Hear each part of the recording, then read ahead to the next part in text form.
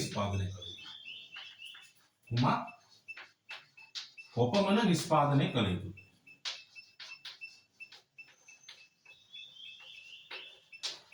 right? කුමක් කොපමණ නිෂ්පාදනය කළ යුතුද කියන එකේදී ප්‍රධාන වශයෙන්ම බලපාන්නේ ආර්ථිකයකට. අපි ප්‍රාග්ධන භාණ්ඩ නිෂ්පාදන ආධාරක වැඩිපුර හදනොත් පරිභෝජනයට අදාළ භාණ්ඩ. right?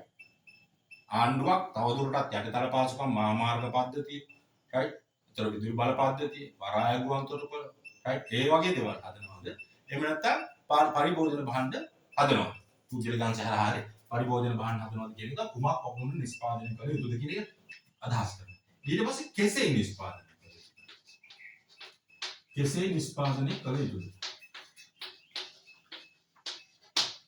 කෙසේ කොහොමද නිෂ්පාදනය කරන්නේ?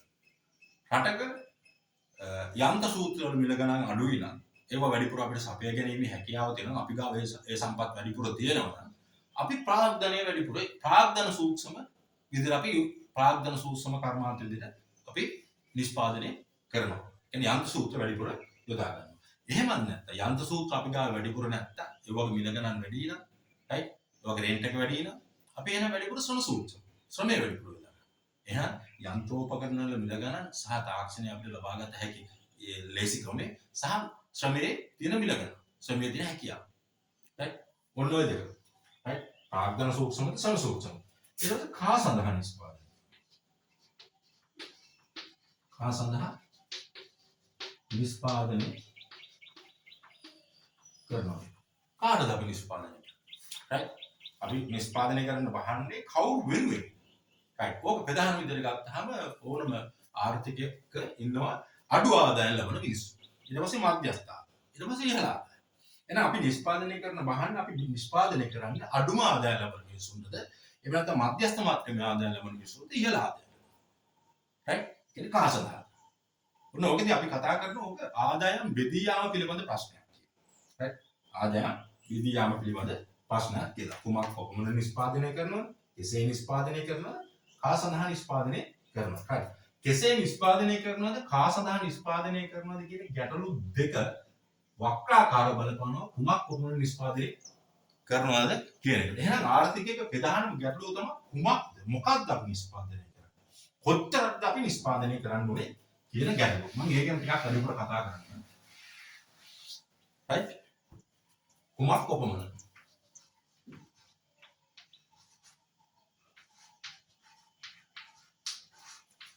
කුමක් කොපමණ නිෂ්පාදනය කරනවද කුමක් කොපමණ නිෂ්පාදනය කරනවද right දැන් මෙහෙම දෙයක් හිතන්නකෝ රටක තියෙන සම්පත් සීමිත නම් ඉස්සෙල්ලා කතා කරන සාධක ප්‍රමාණය සහ බලදායීතාවය සීමිතයි එතකොට දැන් මම එක දෙයක් කියනවා රජයක් වුණාම ආණ්ඩුවක් වුණාම ආණ්ඩුවක අපි කතා කරන්නේ මුලින් ආණ්ඩුවක වර්තන වියදම් තියෙනවා ශ්‍රමයේ වැටුප් රාජ්‍ය සේවකයන්ට ගෙවන වැටුප් සහනාධාර ගෙවනවා ඊට පස්සේ යාලගේ පරිපාලන වියදම් සහ ණය පොලි ගෙවනවා ඕක තමයි වර්තන වියදම රජයේ ආදායම තියෙනවා බදු සහ බදු නොවන ආදායම තියෙනවා ඒගොල්ලෝ ඔය වර්තන වියදම වත් අඩුම ගානේ රජයේ ආදායමේ කවර් කරගන්න right වර්තන වියදමක් කවර් කරගන්න අඩු ඕක තමයි ආර්ථික න්‍යාය ඊට පස්සේ රජයට තියෙන ප්‍රාග්ධන වියදම් ඔය ප්‍රාග්ධන වියදම් රජය මම කියන්නේ බැංකු සහ දාතික ලොතරැයි මණ්ඩලය වෙන්න පුළුවන්. හරි අත්සාධක අරමුදල වෙන්න පුළුවන්. ඔය වගේ බැංකු නොවන සහ බැංකු මාර්ග වලින් ණය ගන්න. right? ඒ ණය අරගෙන පුළුවන් රජයකට මේ ප්‍රාග්ධන භාණ්ඩ සම්පාදන විදේශ ණය ගන්නත් පුළුවන්. ප්‍රාග්ධන භාණ්ඩ සම්පාදනය. ඒතකොට රජයකට උනත් පුළුවන් පාරිභෝගික භාණ්ඩ සම්පාදනය. right? එතකොට ඊළඟ කතන්දරේ තමයි රජය හරහා ප්‍රාග්ධන නිර්මාණය කරනවා. බැංකුවලින් දෙන ණය, බැංකු ණය. අත්සාධක අරමුදල ඒවා රජයට දෙන්න දේවල්. right? එතකොට රජය හරහා right නිෂ්පාදනය රජය හරහා සිදු කරනවාද පුද්ගලිකංශය හරහා සිදු කරනවාද right તો රජය හරහා ප්‍රාග්ධන භාණ්ඩද රජය හරහා පාරිභෝගික භාණ්ඩ රජය හරහා ප්‍රාග්ධන භාණ්ඩ නිර්මාණය කරන රජය හරහා ප්‍රාග්ධන භාණ්ඩ පුද්ගලිකංශය හරහා ප්‍රාග්ධන භාණ්ඩ නිෂ්පාදනය කරනවාද පුද්ගලිකංශය හරහා පරිභෝජන භාණ්ඩ නිෂ්පාදනය කරනවා නිෂ්පාදනය right? ඒ කියන්නේ රටේ තියෙන මුදල් තොගේ බැංකු වල තියෙන ණය, බැංකු වල තියෙන සංචිත, right? රජයට තවදුරටත් ණය දෙනවද? පුද්ගලිකංශයේ ණය හරහා ව්‍යාපාර පුද්ගලිකංශයේ ව්‍යාපාර දියුණු කරනවා. රජයේ අයවැය ප්‍රාග්ධන වියදම නැත්නම් අයවැය හිඳ මූල්‍යකරණය කරන මේ පාරිභෝගික භාණ්ඩ ප්‍රාග්ධන භාණ්ඩ රජයට ණය දෙනවා. නැත්නම් පුද්ගලිකංශයේ ව්‍යාපාරවල ණය දෙන ක්‍රම දෙකක් තියෙනවා. අලුතෙන් වත්කම් පෙරතියාගෙන ණය දෙන්න පුළුවන් නැත්නම් ප්‍රත්‍යාගන.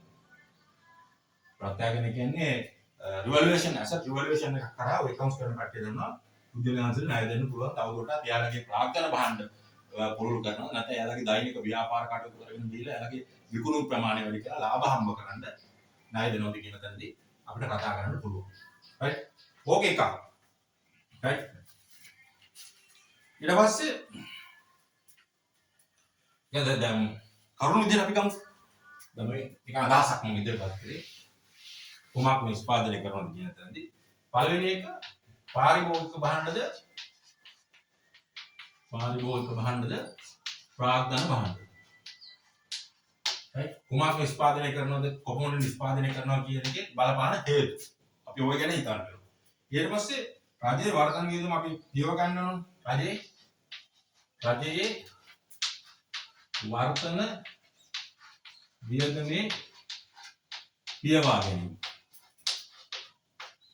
පියවා ගැනීමේ ප්‍රමාණය. රජයේ දෛනික කටයුතු උත්තර දුරට ඒගොල්ලෝ යාළගේ ආදායම් හරහා පියව ගන්න.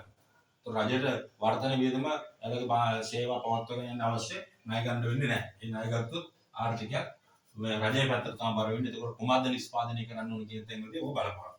right? ඊට පස්සේ බැංකු ණය ලබා දිය යුත්තේ ලබා දීම රජයටද පුද්ගලිකංශයටද?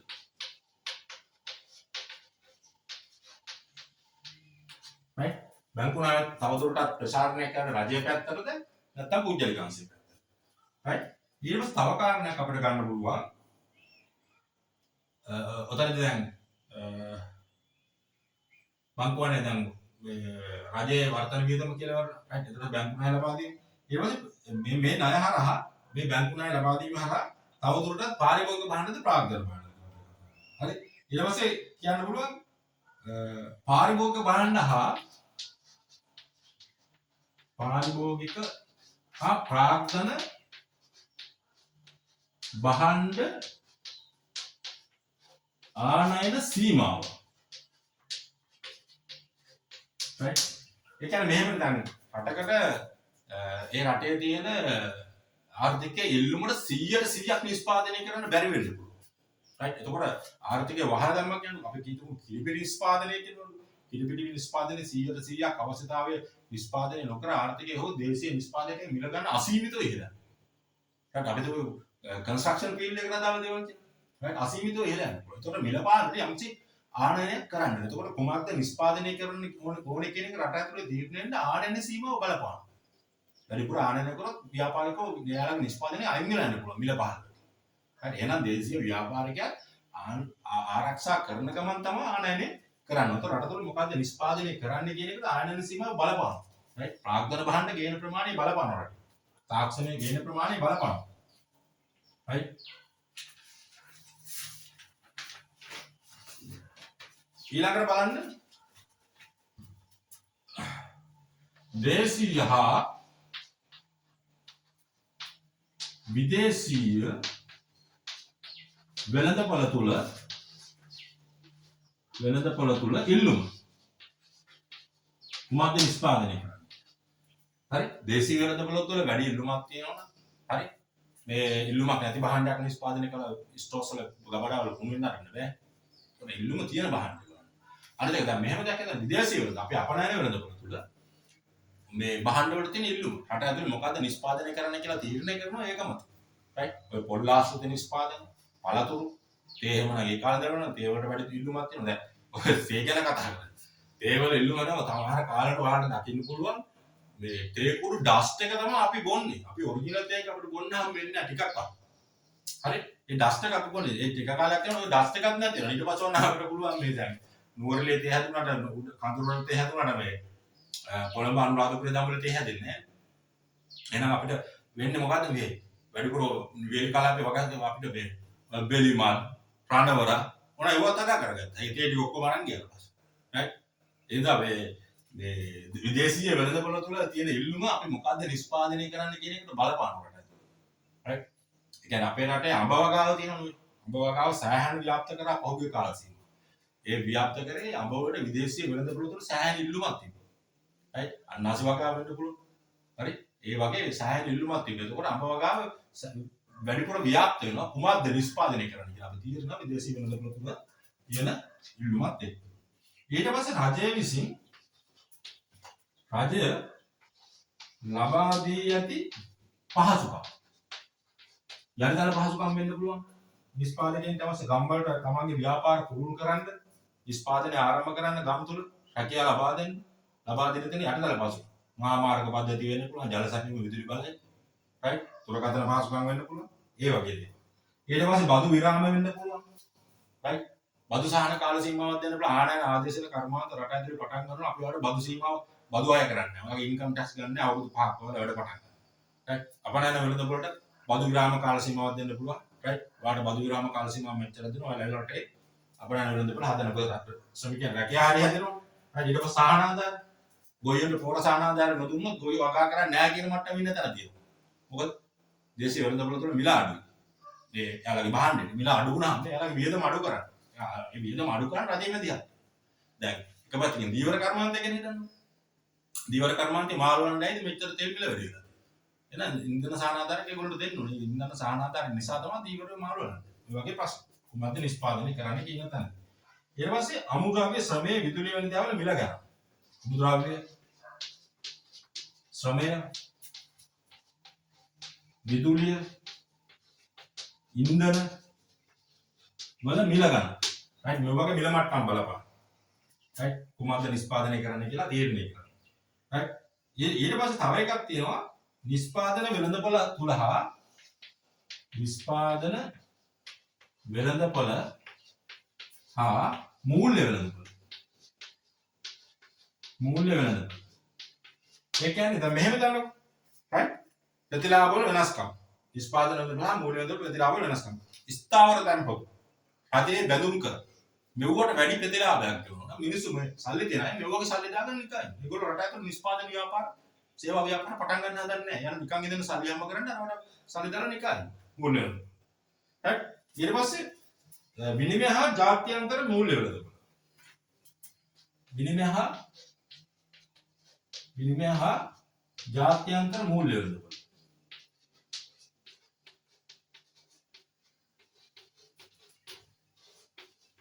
දැන් මෙහෙම කරන දවසින් දවස ඩොලර් එක මාසෙන් මාසෙට ගොඩක් ඉහළනවා. ඒතකොට මිනිස්සු ආයෝජනය කරන්නේ ඩොලර් සල්ලි දීලා අරගෙන ඒක account වල තියාගෙන right මහා බැංකුවෙන් අවසර දීලා තියෙනවා. ඒවා තියාගෙන ඒ වගේ වැඩි වෙන මුදල හම්බ කරගන්න බලන්න. ඒ වගේ රත්තරන් මිල දවස් මාසෙන් මාසෙ වැඩි වෙනවා රත්තරන් වල ආයෝජනය. ව්‍යාපාර පටන් ගන්නෙ නැහැ. right ඊට පස්සේ තව දෙයක් කියන්න ඕනේ. දැන් ওই ලෝක වෙළඳපොළ තුල තියෙන ඔය මේ මොකක්ද ඔය බිට්කොයින්ස් right ඊට පස්සේ ඔය ට්‍රේඩින් right ඒ වගේ මූල්‍ය වෙළඳපොළක් වෙනම නිර්මාණය කරනවා.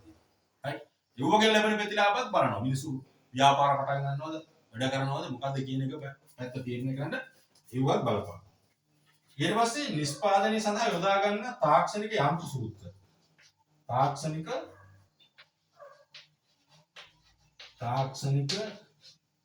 යන්ත්‍ර සූත්‍ර හා තාක්ෂණික යන්ත්‍ර සූත්‍ර හා මෙවලම්බල ප්‍රමාණය. එහෙනම් අපි ගාව තියෙන යන්ත්‍ර සූත්‍ර ප්‍රමාණය සහ ඒ වගේ කැපැසිටි. right? කැපැසිටි ඒ වගේ මේ ප්‍රමාණය. right? ඒ වගේ ධාරිතාවය බලපාන. ඊළඟ ජනගහන අනුපාතය. ජනගහනය right? ධන අනුපාතය දේශගුණික මට්ටම්